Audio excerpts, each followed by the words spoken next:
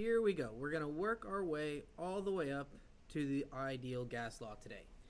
So for thermodynamics, we're going to borrow a little bit of information from chemistry in order to understand how gases and molecules behave when they're under different parameters in terms of temperature, pressure, and volume. So here we have all the little gas molecules bouncing around, and we're going to see what they do differently in these different situations. Alright, first we're going to start with Boyle's law. The purpose of this video is to understand the three base laws and then combine them for the ideal gas law.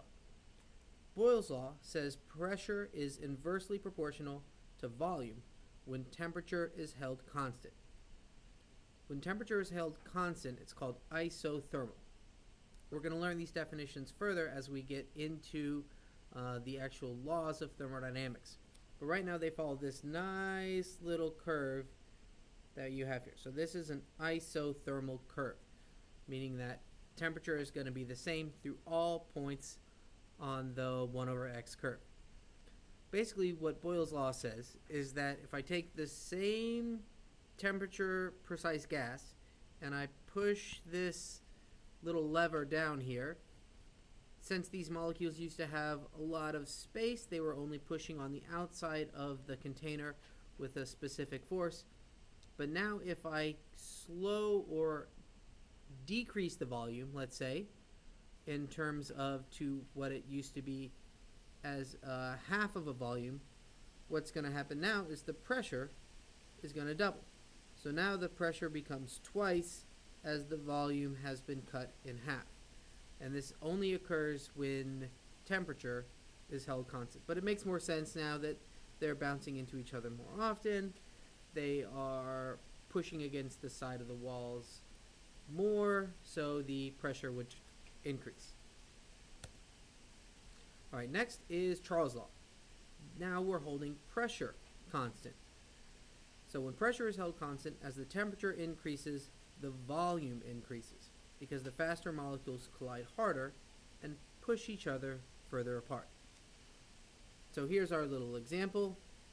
Here's our initial temperature. It has low heat. The volume here is basically very, very small because they're not pushing against each other. Now what happens is when I increase the temperature over here, now they start to push more because pressure is being held constant, so the volume must expand. So because there's more temperature, that means they're moving around. Temperature is directly related to the kinetic energy of the gas molecules as they move around inside this vessel. So as temperature increases, volume increases when pressure is held constant. It has a straight line. They are directly proportional, linear curve. Alright, the Gay-Lussac law. This is the last one. At constant volume, the absolute pressure of a gas is directly proportional to the absolute temperature. So now we're having the same vessel. So now this works easy because you're both inside the same box. Here we go. So this one says, for this scenario, I increase the temperature. That's a fire thing that I'm drawing under there. You can clearly tell that's fire. And so it gets hotter, so the pressure increases as long as I increase, hold volume constant. When the temperature increases, the pressure increases. Once again, directly proportional, 1-to-1 linear curve. Alright, there are the three gas laws. Now we combine them all to the ideal gas law, you know as PERVNRT, PV equals nRT. N is our number of moles, pressure, volume, temperature, and then R is a constant. So R can be a little tricky. It has three different values. These two that are boxed over here are the ones that we're going to use. And basically you just have to pull out what units the question is asking you about, whether it's liters and atmospheres or joules. Is dependent upon which one you're going to use. And N, number of moles, we can do a little review about that for chemistry. It basically involves the molar value, and we'll look into that as well. Let's see. Determine the volume of 1 mole of any ideal gas at standard temperature and pressure. All right, so standard temperature and pressure means 273 Kelvin or 0 Celsius. And the pressure is going to be 1 atmosphere.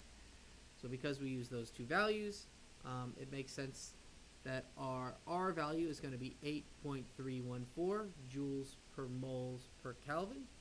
So R becomes 8.314.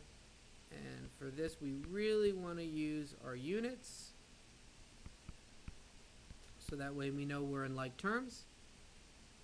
We're going to solve for volume, so we rearrange our ideal gas law. V equals nRT divided by pressure. Now we're going to input our values. So I have 1 mole, which makes it nice. And I'm going to use 8.314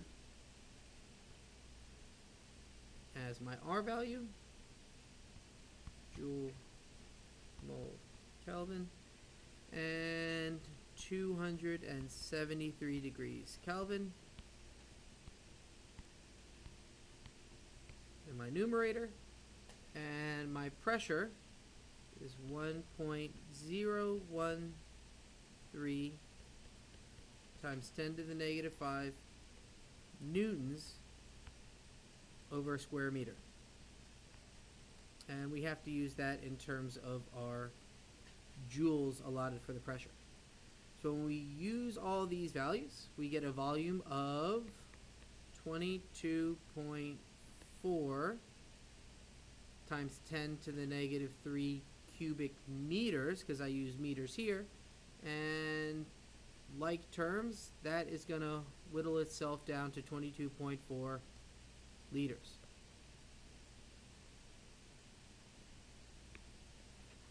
And it turns out that this works for all ideal gases. So whenever you have 1 mole of an ideal gas at standard temperature and pressure, it will always fill a volume of 22.4 liters. All right, so there's our example problem and our first look at the ideal gas law. Do it